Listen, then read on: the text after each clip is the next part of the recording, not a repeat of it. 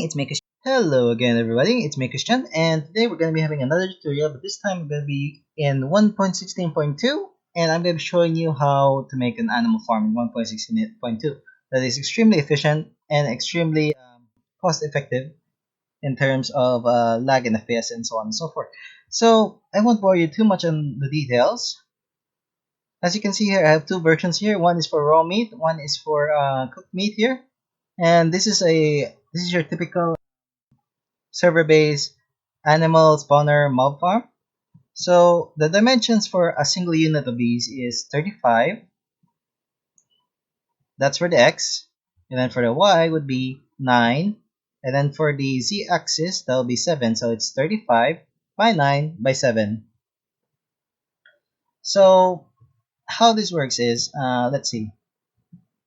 We're making use of tripwires and strings. So when a mob pops up on top of these tripwires and strings, this then powers up this jack-o'-lantern, which then powers up this torch, turning off this entire line of redstone, turning off the sticky pistons below them, allowing the mobs to fall down.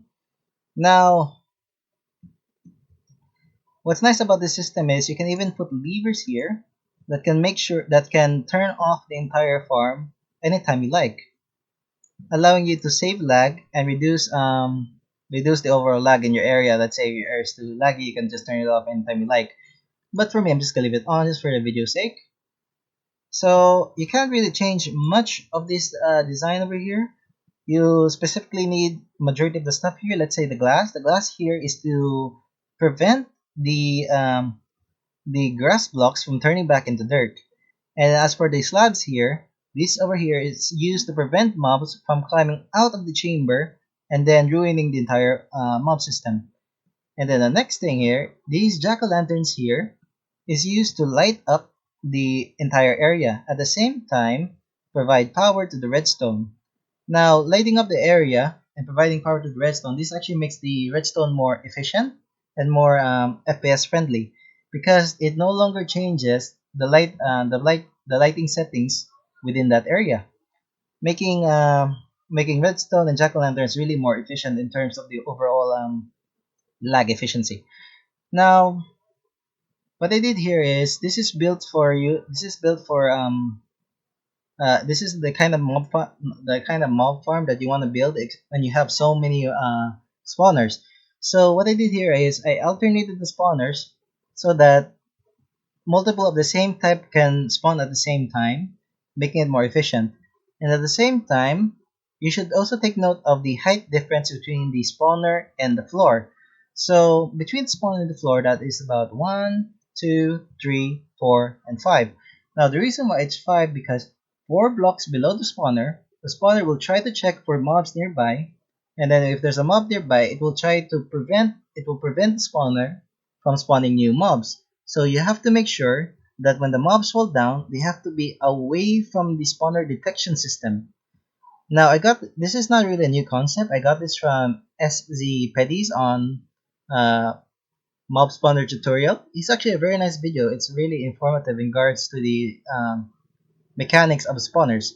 Now, moving on to the 1.16 aspect of this, soul sand. Normally soul sand is not really a full block, so any items placed on top of soul sand will immediately fall down to a hopper right below it, so you don't even need any mine carts. You just have to put hopper here, and then it will just simply pick up any items that are on top of soul sand. Now, on the 1.16 aspect of this would be the fact that you can put fire on top of soul sand and they won't go away is a game-changing moment for farm creation, because this means that you can now burn mobs and then you don't have to put minecarts or rails directly underneath the object or underneath the netherrack, because you're not using netherrack, you're using soul sand. So items will just simply fall into the ground and then fall into this lovely barrel here so that you can collect loot. That's basically it for the entire thing. You can't really change anything about this one. The only thing you can probably change is the type of slabs you use here and probably the walls. But everything else is probably much the same thing. So yeah, that's pretty much ends our tutorial. If you like If you like me and you want to see more future content, please subscribe to the bell icon. And then if you like this video, please leave a like because it was gonna help me a lot more. And then if you want to understand more about spawners and how they work, please visit sZPeddy's mob spawner tutorial. I'll leave a link down below in the descriptions. And that's basically it. See you all. Bye.